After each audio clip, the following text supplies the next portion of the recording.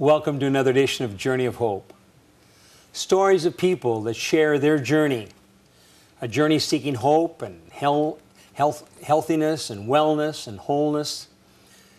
Our special guest today is Dr. David Wilkins, author and former chairman of the Department of Ophthalmology here at Loma.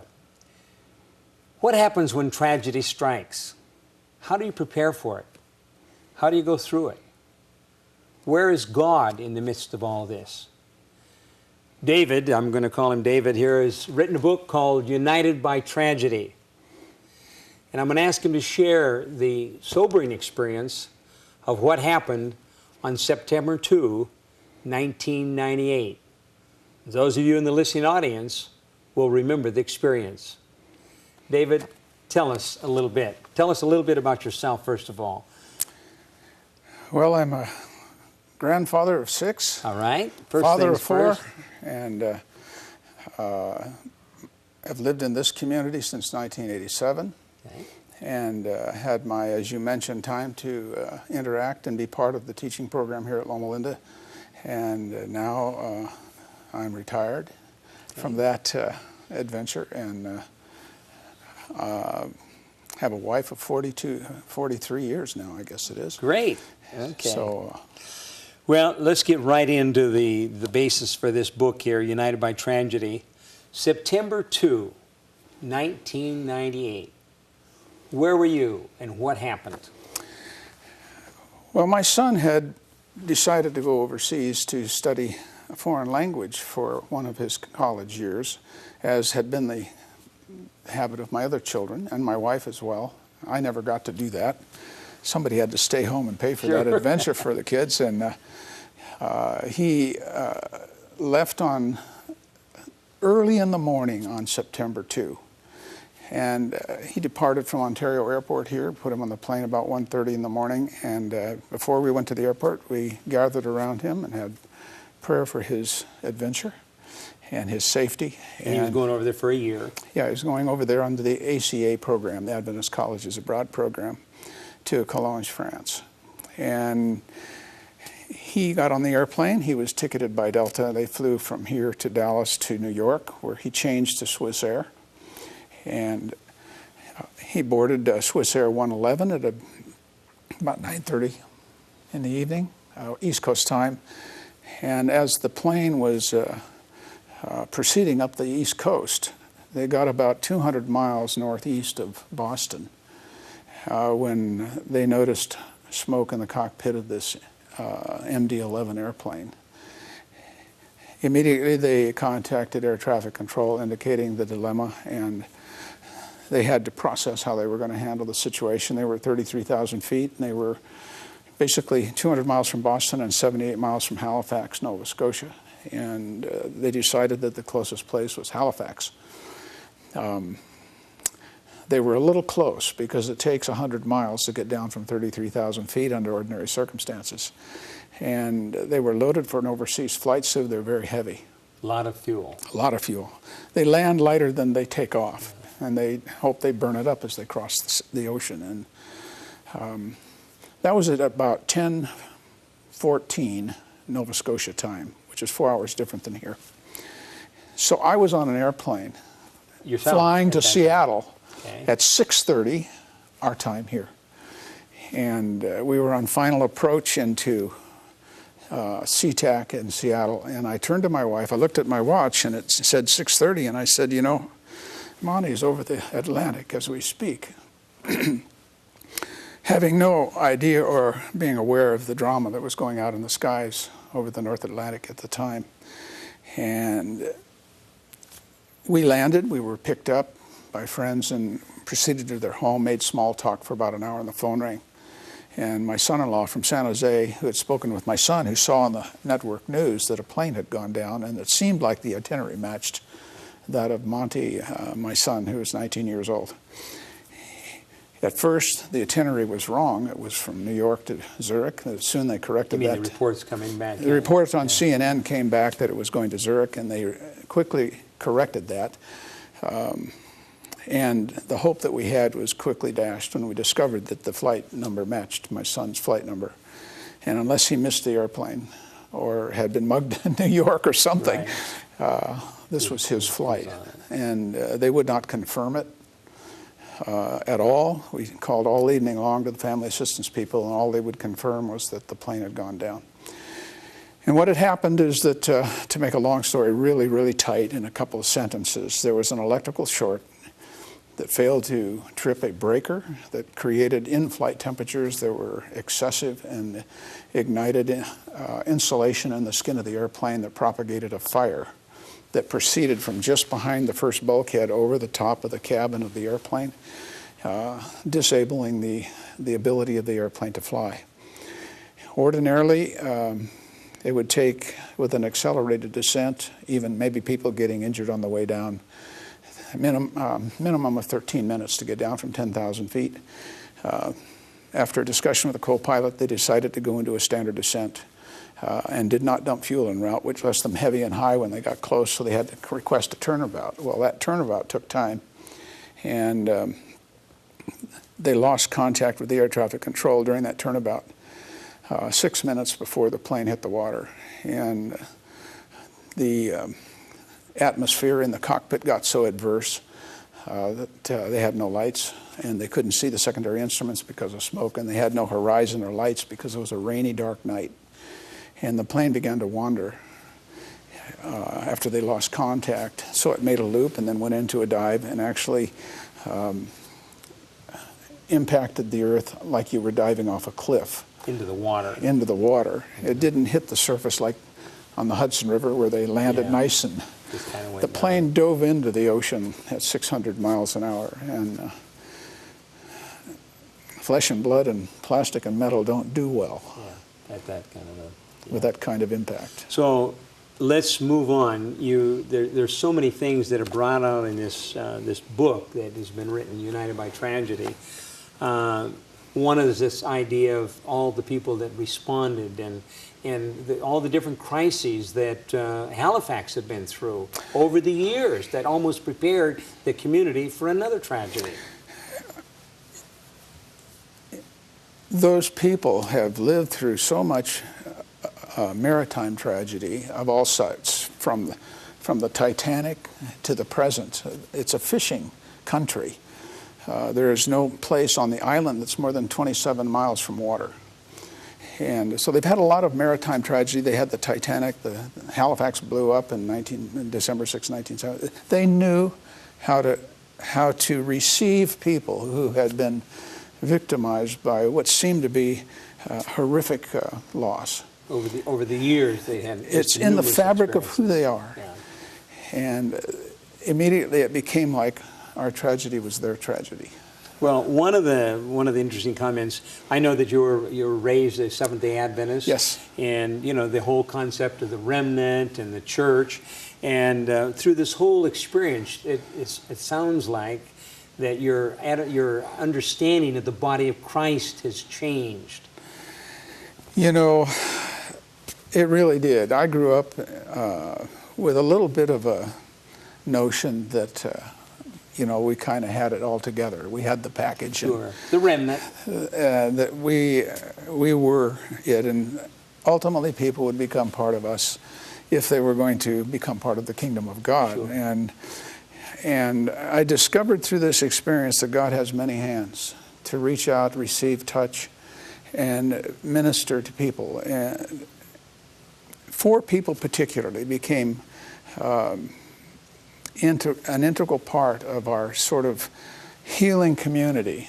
When we first got there, they cleared out a hotel and put all the families of victims in the hotel. And we were waiting to be given a room. There were 9 of us. We were gathered around, my kid's wife and their kids, and we were gathered around, sitting on the floor. There was no place to, and we were in a circle. And this well-dressed man came up. His name was Dan Deering, who was a captain in the Salvation Army. And the last thing we wanted to do was to talk to a captain of the Salvation Army. My kids were all grieving and crying and dying inside in a strange place. We didn't know anybody. It was dark and rainy in a strange place. He sits down in the middle of this group, takes his hat off, and he says, "I just want to hold you guys." And he began to just talk and received the emotions of my kids, and I watched him change. Sort of their adjustment to this horrific thing where we're sitting there waiting in this strange, dark place. He's identifying with you then. He really did. And turns out he was in charge of all the youth camps in Nova Scotia, and Monty's story was told for a year to all the youth camps before he participated in the internment of my son. The next day we went to a service for the families of victims. They had an interdenominational service, and Greg McMullen was an Anglican pastor who spoke at that, and we made a point to, I was so moved by what he had to say, I got to him afterwards. He was a young guy, not a gray, mature type guy. He was a young guy. And he invited my family over to his home, and we had wonderful fellowship. He became kind of a pastor to me. He took it very seriously. We stayed in touch, still stay in touch. Again, another person that identified with you. Make just a comment on the memorial service that you had as you gathered down there on the shore. Well, what we did is when we did, the memorial service occurred a year later. They had dedicated a memorial, and we had found a place to inter him. It was in an old Anglican cemetery. And some of these people who had become such a part of our life, including the Catholic chaplain, John O'Donnell, and an Adventist pastor, Glenn Mitchell, the four of them, I called them on the phone. I says, I want you to help me inter my son. So my son was interred by an Adventist pastor, an Anglican pastor, a Catholic chaplain, and a Salvation Army captain. And good coverage. You talk about rich fellowship. I'm going to say something that is a little touchy for us as Adventist Christians, but we're dreadfully afraid of the notion of this thing called ecumenism. Sure. And if by that you mean we give up things that are important to us so that we can get along with somebody else. Compromise. Compromise, that's something to fear. But there is something about ecumenism of the Spirit that rises above that and dissolves the spiritual distance between us. And I experienced that in its fullness in this circumstance. And I realized that God has many hands. Very important observation. They didn't ask me before they stepped into our world to help us, what's your faith community? Right. If you're not one of us, What I'm do you not believe? sure. Yeah, that was not the issue. The issue was, you're hurting, and we're here. We've been where you're at. We feel the struggles that you're having, and we want to be part of that. Totally identifying. We want to You're embrace, sensing the presence of Christ through this ministry. sense the reaching out of His hands, and it reminds you. I just read this morning in Message Bible about the sorting that goes on at the end of that chapter, and if you do it unto one of the least of these, my brother, you're doing it to me. Right. And they did it to me. Yeah. And they didn't have my brand or my label. But they had your Lord. But we had the same Lord. That's right. Now, there's so many exciting chapters in here and insights, but one of the observations there was how people grieve differently. I mean, you had a large family, and all of them responded a little bit differently as I read the story here. Most people know that the statistics for holding a family together after the loss of a teenage child are not very good. And one of the dynamics that goes on is we're different. And, we all handled that differently. I'm a fixer. When I got the news that his plane was in the Atlantic, I want to get on a plane, fly back there, and drag him out of the ocean myself. Take care of it. Yeah, as irrational as that may sound, to me it made perfect sense. But that's the way you respond. I'm an eye surgeon. I fix things. Right. Yeah. My wife is a very spiritual person, and if you read the book, you'll see that she was the rock. I was the wrestler. She was the rock, and as soon as she became aware of the reality of what had happened, instead of picking up on the phone and trying to fix it, she fell to her knees and asked for her friends to gather around and us in tears. Bring this to God, because that's the only place. Sense your presence. My kids were all different. My son died inside, my other son. I just watched him wither inside. And my oldest daughter, she wanted to make memories. So she went frantically whole hog and creating creative memory things. Different ways of responding to the same incident. And Marcy was the angry one. And I tell an anecdote in the book that will give you chills. In short, it basically went like this, because I think this is important. The pastor, Glenn Mitchell, came to our hotel room the night, and Marcy was angry at anything that moved. This was her brother. They were within 2 years of each other. This should not happen to her brother. Angry with the incident and God. And anybody that was close. Anybody who bothered to get close. And at one time I told her I thought I was losing 2 children. She was so angry and vicious. And he came to our hotel. This is over the months. This is over. No, this was right there. Yeah. Within 2 days of the accident. But it starts then. Oh, it started right then. And she was sitting on the floor, and he came in with his wife, and she went over in the corner, and he started to interact with Marcy, and Marcy was having none of it. She was not nice. And his little wife finally had enough of this. She walks over to him, to Marcy. She's sitting on the floor. And she says, "Marcy, can I have your hand?" She reaches down and takes Marcy's hand, and she just holds it. She looks her in the eye, and she says, "Marcy, I know what it's like to be in a rage." She says, "This last week, I ran into my shower screaming and yelling for almost a half an hour. I was so angry." And then she paused. And then she said, "Marcy, my son is in jail for molesting children."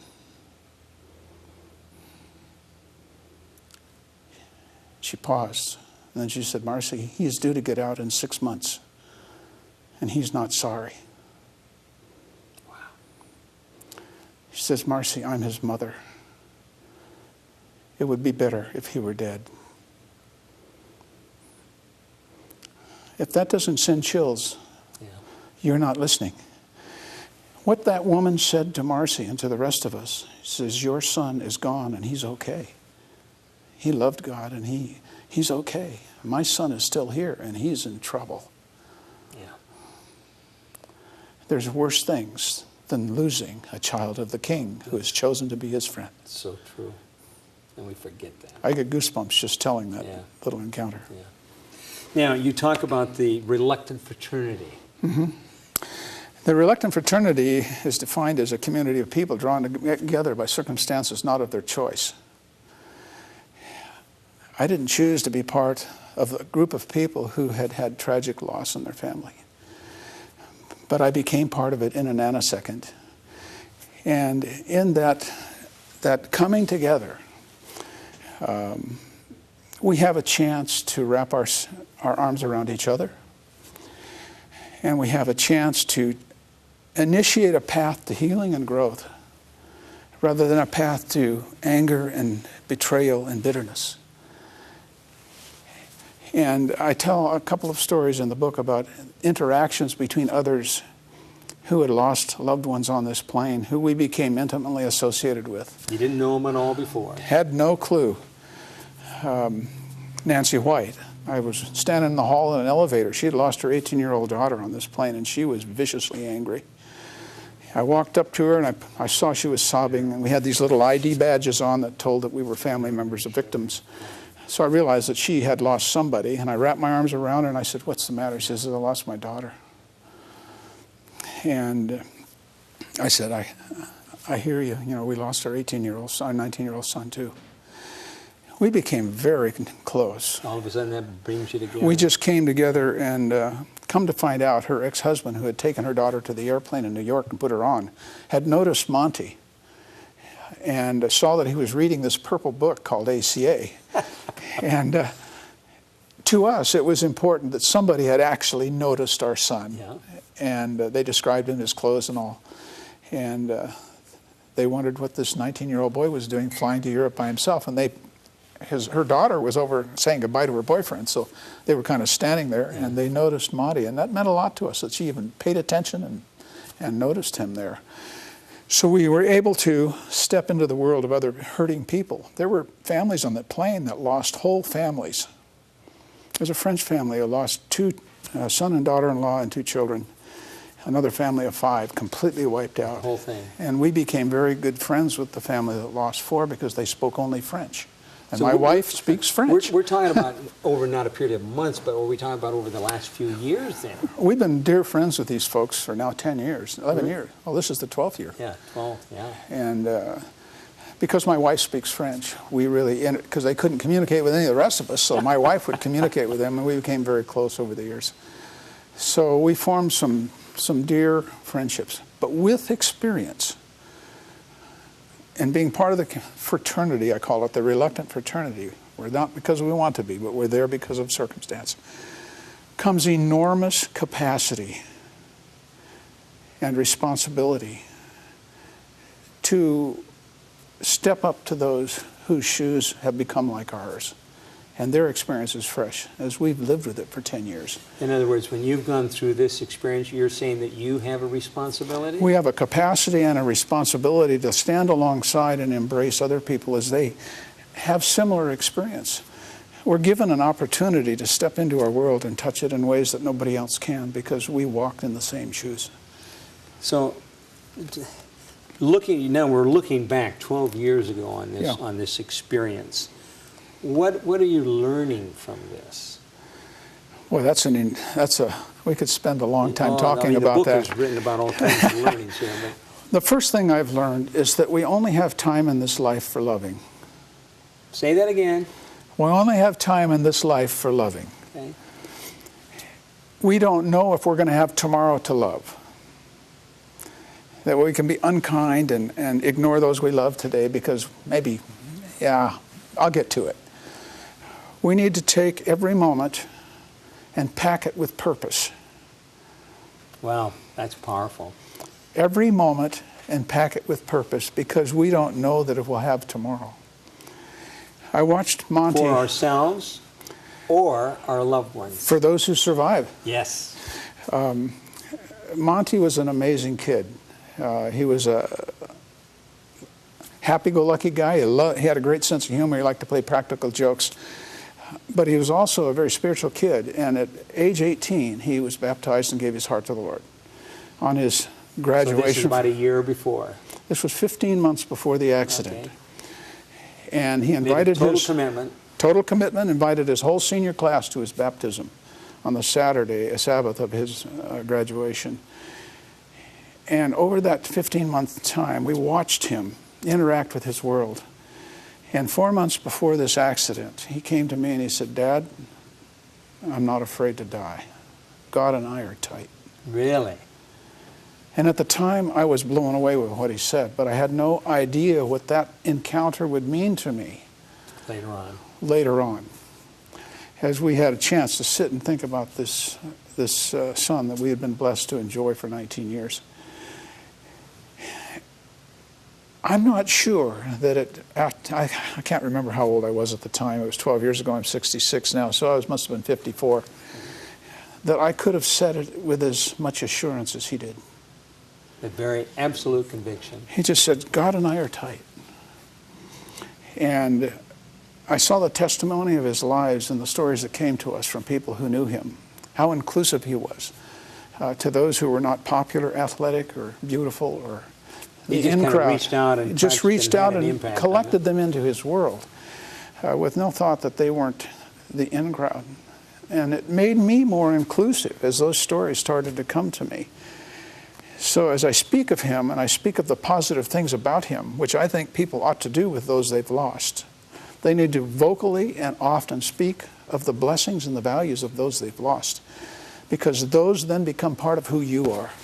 And you start to touch your world with some of those same ways of blessing your world that were important and observable in the other person. I don't want to get over it. I don't. Say that again so our listening audience can hear that. Everybody says, get over it. I don't want to get over it. Why? I want to value his memory. I want the things that I saw in his life that were so special to become part of who I am as well, just like I wanted my values to become part of who he was. Mm-hmm. And we tend to celebrate those things when we don't have them with us anymore. And if we speak of it often and we speak of it with conviction, it becomes who we are.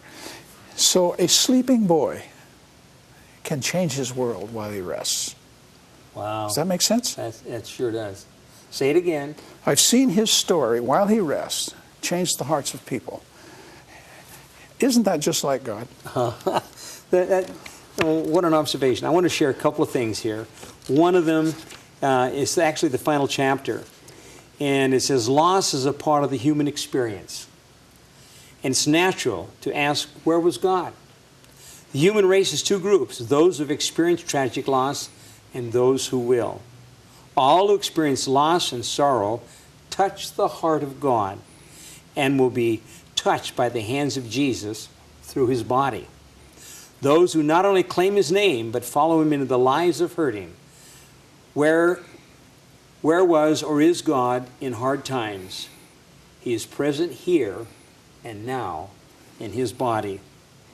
And one of the concluding statements here is, the ministry of the entire faith community in Nova Scotia to the hurting families, regardless of denominational labels, spoke loudly of the unconditional love and compassion. You know, right now, here's what you're saying, I'm still in the process of healing. That's right. Maybe that's where I'll always be in the process. This much I know, however, I'm not in the same Dave Wilkins today as I was before September 2, 1998.